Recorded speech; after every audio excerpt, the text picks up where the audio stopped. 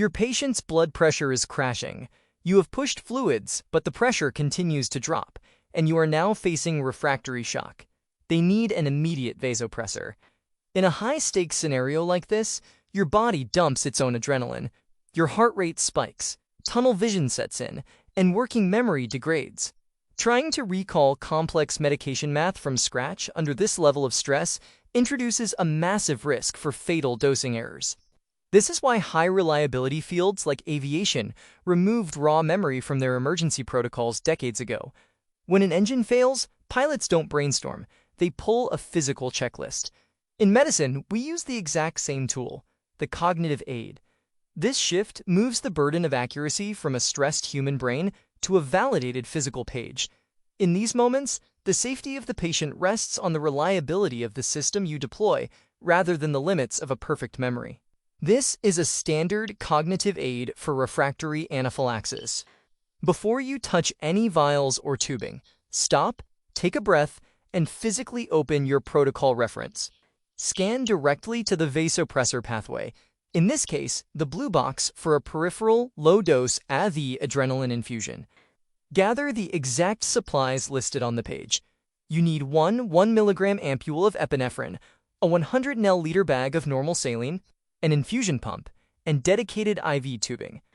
Look closely at the vial you pull. You must use the 1 mg per milliliter concentration, often marked as 1 to 1000. Do not use the larger 0.1 mg per milliliter cardiac serum. Verifying the physical vial against the written protocol eliminates the single highest risk variable for an accidental iatrogenic overdose. Step 1 is the mix. Draw up exactly 1 milliliter of the 1 to 1000 epinephrine, inject it directly into your 100 milliliter bag of normal saline, and gently agitate the bag. Injecting 1 milligram into 100 milliliters yields a concentration of 10 micrograms per milliliter. Write this math directly on a brightly colored label and attach it firmly to the IV bag. Next, inspect your patient's IV access. To safely run a peripheral vasopressor, the catheter must be a 20 gauge or larger. Assess the exact placement location. If the IV is in the hand or the wrist, you cannot use it for the strip. The smaller veins and pore surrounding tissue create a severe risk of tissue necrosis if the medication leaks. This anatomical diagram illustrates the contralateral rule. The IV must go in the opposite arm from your blood pressure cuff. Every time that cuff inflates, it temporarily stops penis return, trapping the vasopressor in the limb and preventing it from reaching the central circulation. A perfectly mixed, life-saving medication quickly becomes a limb-threatening hazard if you route it down the wrong anatomical pathway.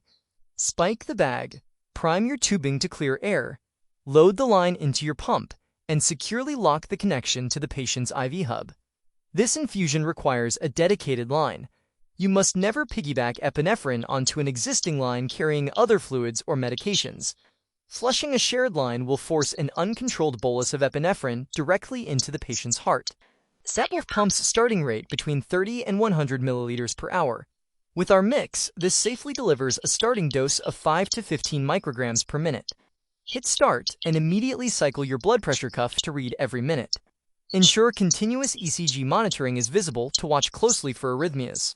Dedicating the line and running rapid cycle blood pressure checks keeps you tethered to the patient's real-time physiology, preventing dangerous oscillations in their hemodynamics. The chaos in the room subsides. You have verified your steps against the cognitive aid. The medication is flowing safely, and the patient's mean arterial pressure climbs into a stable range. The process now shifts to maintenance. Epinephrine drips require active titration. You will need to dial the pump's rate up or down in small increments to lock in that target blood pressure. Keep an eye on the clock. Peripheral vasopressor administration is a temporary bridge. If the patient requires this level of support for more than 24 hours, you must transition to a secure central line.